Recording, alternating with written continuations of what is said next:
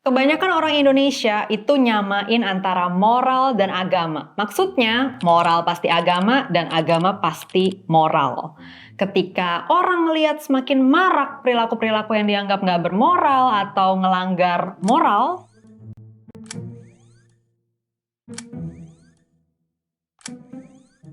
komentar yang banyak muncul adalah, wah, orang-orang udah semakin jauh dari agama nih. Simpelnya ya cukup banyak orang di sini yang mikirnya tuh di luar agama pasti nggak ada moral dan agama adalah satu-satunya tempat untuk mencari moral. Bener nggak begitu?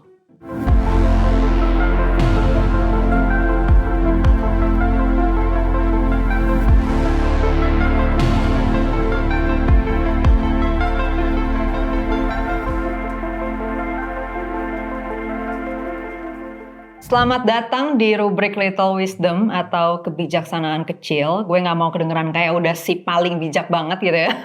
Makanya gue sebutnya little aja nih, bijak dikit gitu. Di rubrik ini gue mau cerita tentang sikap moral, etika, atau etiket yang gue punya. Pemikiran, sikap, atau perbuatan apa yang gue anggap baik dan gue anggap buruk dan kenapa. Semua yang gue share di sini terbuka untuk dikritik, dikoreksi, atau diubah. Buat gue, moral, etika, ataupun etiket itu nggak baku dan nggak absolut. Hal-hal ini dalam pandangan gue selalu bisa berubah dan berkembang berdasarkan perkembangan pengetahuan, pemikiran, dan kebijaksanaan yang gue punya. Termasuk ketika gue nanti kalau dapat masukan-masukan ya dari teman-teman semua yang nonton konten ini. Balik ke pertanyaan di awal video ini. Sebenarnya secara singkat kita bisa dengan mudah ya menyebutkan betapa banyaknya masyarakat di luar sana yang cukup banyak populasinya yang nggak beragama, ya kan? Tapi nggak berarti hidupnya jadi penuh hal-hal nggak bermoral yang dibayangin orang-orang di sini. Jadi sampai situ udah cukup jelas bahwa ajaran agama atau kepercayaan bukan satu-satunya sumber atau landasan untuk ngebangun moral. Orang bisa pakai hal lain sebagai sumber atau landasan moralnya. Di sini gue akan mencoba menjelaskan sudut pandang gue. Silakan nanti kalau lo punya reaksi atau respons dalam bentuk apapun, feel free buat taruh semuanya di kolom komentar. Menurut gue, prinsip moral yang bagus itu yang mengacu kepada dampak dari suatu perbuatan. Terus gimana gue menilai dampak? Oke, di sini gue mau kita kenalan dengan konsep kesejahteraan diri atau well-being, ya. Well-being yang buruk adalah kondisi di mana kebahagiaan orang berkurang atau penderitaan orang bertambah. Nah, sedangkan well-being yang baik adalah kondisi di mana kebahagiaan orang bertambah atau penderitaan orang berkurang. Ya, jadi itu skalanya seperti itu untuk well-being baik dan well-being buruk. Prinsip moral yang bagus menurut gue adalah yang berlandaskan pada gimana suatu perbuatan itu berdampak ke well-being diri sendiri ataupun orang lain. Apa yang baik menurut gue adalah yang berdampak positif ke well-being diri sendiri atau orang lain.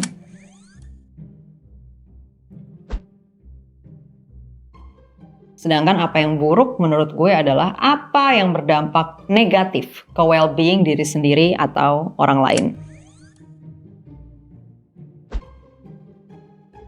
Begitu juga dengan ukuran seberapa baik atau seberapa buruknya suatu perbuatan. Semakin berdampak positif ke well-being diri sendiri ataupun orang lain, itu semakin baik dan sebaliknya. Nah, ukuran-ukuran well-being ini sebenarnya bisa ada yang cukup universal yang didapat dari berbagai penelitian neuroscience ya, di mana di situ dicari tahu apa sih sebenarnya yang bikin manusia menderita dan apa yang bikin manusia bahagia. Nah, itu bisa dipetain dengan cukup universal. Jadi kalau gue mau mengambil sikap moral untuk publik, gue akan pakai ukuran-ukuran universal itu sebagai acuan well-being publik, gitu ya, well-being kita bersama.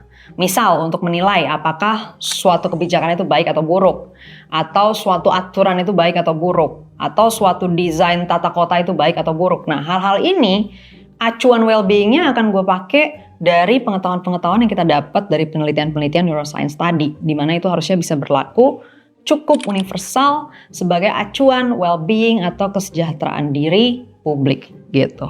Moral berbasis dampak ini juga bisa ada koneksi emosinya. Orang umumnya nyebut ini nurani atau conscience gitu ya. Menurut gue standar moral yang bagus adalah yang juga sekaligus bisa mengasah kita sehingga nurani kita tuh bisa terganggu kalau apa yang kita perbuat memperburuk well-being orang lain. Kita jadi punya rasa bersalah gitu ketika perbuatan kita berdampak negatif ke well-being orang lain. Sementara moral berbasis larangan dan perintah dari suatu ajaran, ideologi, atau set of beliefs bisa jadi nggak ada koneksinya ke situ. Misalnya aja, orang bisa ngerasa bersalah ketika dia ngelanggar suatu aturan moral dalam ajaran kepercayaannya, walaupun itu nggak mengganggu well-being siapa-siapa, tapi dia nggak ngerasa bersalah ketika dia melakukan suatu perbuatan yang kebetulan nggak dilarang di dalam kepercayaannya, padahal perbuatan itu mengganggu well-being orang lain. Kita bikin kasus hayalan aja ya di sini sebagai contoh biar nyaman buat semua. Misal ya, ada suatu ajaran kepercayaan yang menempatkan ikan sebagai sesuatu yang dilarang untuk dimakan. Itu adalah sebuah dosa besar untuk memakan ikan, ya. Sedangkan telat datang rapat itu bukan dosa, oke? Nah, penganut ajaran tersebut bisa merasa bersalah sebegitunya ketika dia nggak sengaja makan ikan, gitu. Gara-gara misalnya dia datang ke restoran yang nggak ngasih keterangan ya bahwa makanan ini mengandung ikan, gitu. Dia bisa ngerasa bersalah banget ketika dia nggak sengaja makan di situ. Tapi ketika dia telat datang rapat karena tidak ada ya dosa telat datang rapat, dia itu nggak merasa bersalah. Padahal di kasus pertama nggak ada well-being orang yang terganggu, ya kan? Orang makan ikan nggak ganggu well-being siapa-siapa gitu. Tapi kalau telat datang rapat itu kan jelas ya sebenarnya mengganggu well-being dari orang-orang lain yang ikut rapat itu, ya kan? Karena mereka jadi nunggu, jadi waktu mereka kebuang dan seterusnya gitu. Gampangnya gini, ketika kita membangun moral berdasarkan daftar do's and don'ts atau larangan dan perintah yang sekedar kita ikutin dengan kacamata kuda, kita kemungkinan besar nggak lagi menggunakan pertimbangan dan kebijaksanaan dalam menentukan apakah suatu perbuatan itu baik atau buruk. Kita mungkin bahkan nggak peduli sama sekali dampak dari perbuatan kita, gitu. Pertimbangan moral kita tuh udah kayak ngitung pakai kalkulator gitu loh. Tinggal klik ke kalkulator gitu kan, do's and don'ts yang udah ditentuin, hasilnya udah langsung keluar. Ini baik atau buruk, ini baik atau buruk gitu kan. Ini larangan atau perintah, ini perintah atau larangan. Basis moral kayak gitu juga seringkali bikin orang yang memakainya nggak melakukan suatu perbuatan buruk sekedar karena takut hukumannya gitu ya, yang biasanya udah diatur juga di dalam do's and don'ts tadi. Jadi suatu kebaikan dilakukan atau suatu keburukan tidak dilakukan bukan karena orang tersebut memiliki kepekaan nurani terhadap well-being dirinya atau orang lain, tapi karena takut aja. Menurut gue, sorry banget nih ya kalau gue agak keras di sini. Tapi moral kayak gitu nggak pantas disebut moral gitu. Lebih pantas disebut peraturan atau SOP ya, standar operasional prosedur. Menurut gue, moral harusnya datang dari pertimbangan akan dampak. Dan pertimbangan ini perlu dilakukan terus-menerus di setiap situasi menggunakan empati dan juga pengetahuan dan penalaran yang jelas dan benar. Prinsip yang sama juga gue pakai dalam membangun pandangan terkait etika maupun etiket. Nah, karena semua ini gue bangun dengan mengacu pada dampak, gue bisa memakai standar yang berbeda di situasi berbeda. Berarti standar ganda dong kan? Kalian ada mikir gitu ya? Bisa dibilang emang standarnya harus standar banyak ya, bukan sekedar ganda alias 2 gitu, bukan mesti banyak. Kenapa? Karena pihak-pihak yang terdampak oleh suatu keadaan bisa beda-beda. Dan variabel yang berpengaruh juga beda-beda di setiap kasus. Gue akan kasih contoh di sini. Misal dalam suatu situasi, gue harus menentukan apakah gue sebaiknya memberikan kritik secara jujur dan lengkap ke orang lain atau enggak. Ketika gue berhadapan dengan orang yang punya kemampuan mencerna kritik dengan benar, ya kan, dan dia nggak tersinggung kalau dikritik secara belak-belakan, bisa jadi gue akan memilih memberikan kritik secara jujur dan lengkap. Di situ perbuatan gue bakal berdampak positif ke well-being dia maupun gue. Ya kan, dianya bisa ngoreksi diri dan berkembang jadi lebih baik, guenya juga seneng bisa berkontribusi ke perkembangan diri dia dan dapat manfaat dari perkembangannya itu, ya kan? Sementara di kesempatan lain ketika gue berhadapan dengan orang yang berbeda ya, orang yang kemampuan mencerna kritiknya misalnya masih kurang, kemudian dia gampang tersinggung kalau dikritik secara belak-belakan, bisa jadi gue akan memilih untuk nggak memberikan kritik secara jujur dan lengkap. Kenapa? Karena kemungkinan besarnya ya dia bakal tersinggung. Akhirnya dia mungkin akan merasa sakit hati. Di situ terjadi penderitaan, yang berarti perbuatan gue berdampak negatif ke well-being dia. Udah gitu ke well-being gue nya sendiri juga negatif gitu kan. Karena gue ngeritik kan pengennya ditangkap dengan benar kritiknya. Dan orangnya bisa ngoreksi diri terus berkembang. Nah yang gue dapat malah dianya nggak nangkep kritiknya ya kan. Karena tadi kemampuan mencerna kritiknya kayaknya masih agak kurang. Udah gitu dia marah lagi sama gue. Yang akhirnya bikin gue menderita juga gara-gara gue diambekin atau dimusuhin sama dia. Jadi well-being gue juga kena dampak negatif dari sini. Artinya perbuatan gue di konteks pertama, kalau dilakuin juga di konteks kedua, itu malah berdampak negatif ke well-being gue maupun well-being orang lain. So, bayangin kalau misalnya gue mengikuti suatu ajaran atau ideologi atau kepercayaan yang ngewajibin gue untuk ngasih kritik secara jujur dan lengkap. Di situasi pertama mungkin impact-nya bagus, ya kan? Tapi di situasi kedua, gue justru akan merusak well-being orang lain dan diri gue sendiri. Maka itu gue pribadi nggak memakai hal-hal seperti itu sebagai sumber moral. Dan sejujurnya gue lumayan nggak ngerekomendasiin untuk orang lain pakai itu. Bukan melarang ya, tapi nggak menyarankan. Moral yang dibangun dari daftar do's and don'ts yang mutlak menurut gue adalah moral yang problematic gitu atau bermasalah.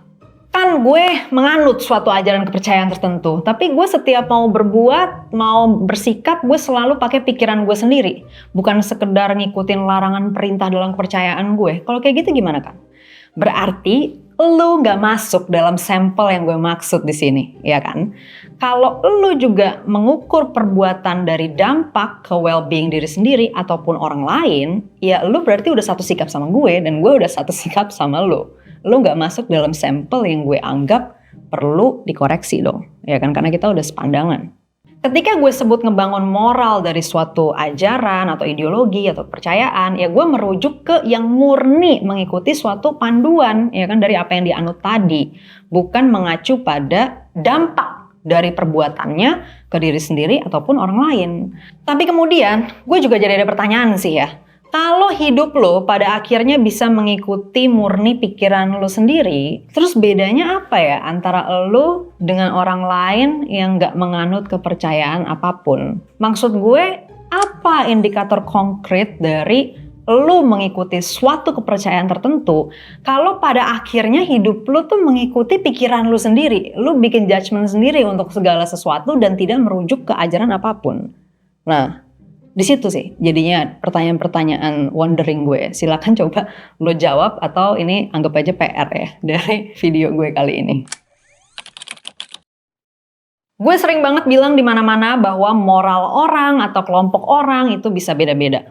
Apa yang dianggap baik oleh suatu kelompok atau seseorang bisa jadi dianggap buruk oleh kelompok lain atau orang lain. Kemudian biasanya gue kasih contoh-contoh juga ya. Misalnya, melakukan hubungan seksual berbayar bagi sebagian orang bukanlah perbuatan yang buruk atau perbuatan yang salah secara moral. Sedangkan bagi sebagian orang lainnya, iya, itu adalah perbuatan yang buruk, salah secara moral atau tidak bermoral. Di Indonesia sendiri kita pernah kenal istilah WTS atau wanita tuna susila. Di mana susila bisa dianggap sinonim dari moral atau etika.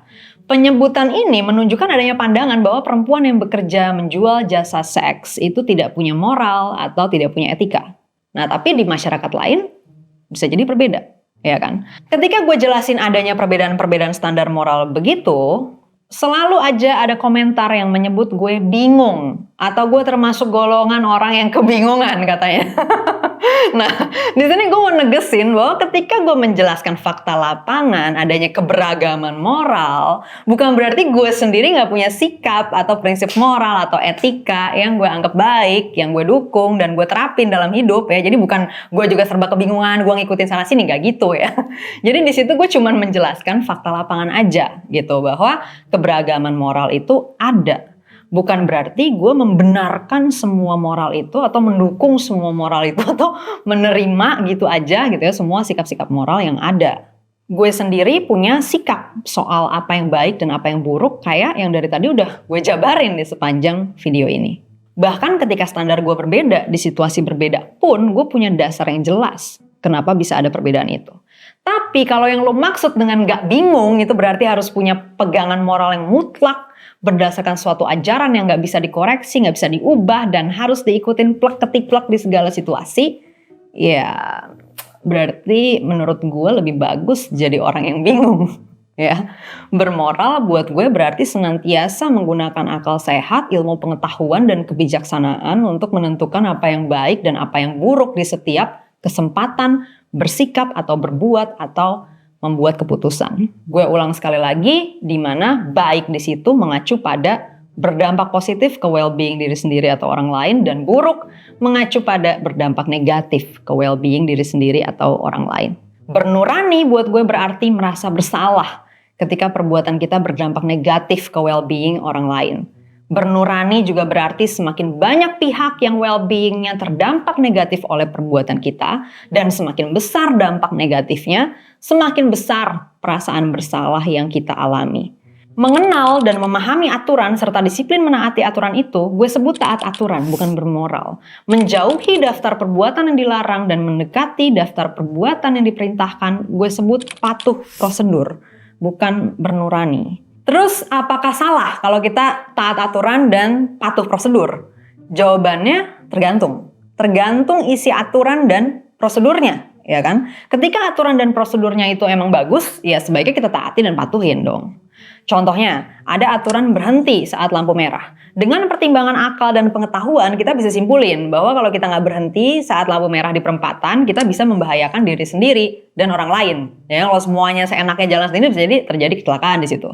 Maka itu kita tahu, sebaiknya kita taati si lampu lalu lintas itu. Lain halnya misal ada prosedur jeda antar pasien di puskesmas minimal 20 menit. Nah, tapi di lapangan ada situasi di mana proses pemeriksaan pasien itu selesai dalam 5 menit. Jadi berdasarkan prosedur itu kalau diikutin ya, dokter tuh harus nunggu 15 menit sebelum bisa manggil pasien berikutnya. Nah, kalau prosedur kayak gitu kita ikutin aja dengan kacamata kuda terus menerus ya kan, akan sangat amat banyak waktu dokter dan pasien yang terbuang percuma. Ya enggak? Artinya tindakan yang tepat bukan sekedar patuh prosedur aja. Kalau dalam konteks itu kita bahkan harus sesegera mungkin mengajukan evaluasi dan perubahan prosedur. Evaluasi dan koreksi kayak gini itu nggak akan bisa muncul dari pikiran kita kalau cara kita hidup adalah semata-mata taat dan patuh. Maka itu penting untuk kita semua menjadi manusia yang bermoral dan bernurani, bukan sekedar taat aturan dan patuh prosedur. Makasih banget buat semua yang udah berkenan nonton video Little Wisdom kali ini dari awal tadi sampai titik ini. Boleh banget untuk share di kolom komen pendapat kalian. Whatever it is, apapun silakan sampein. Kalau ada saran topik atau pertanyaan mungkin buat konten-konten Little Wisdom ke depannya, tulis juga di kolom komen. Kalau suka videonya bisa kali ini di like dan share. Subscribe juga channel ini dan nyalain notif biar nggak ketinggalan video lainnya. Gue Kania Cita, yuk bareng-bareng belajar untuk bijak bermoral, bermoral bijak.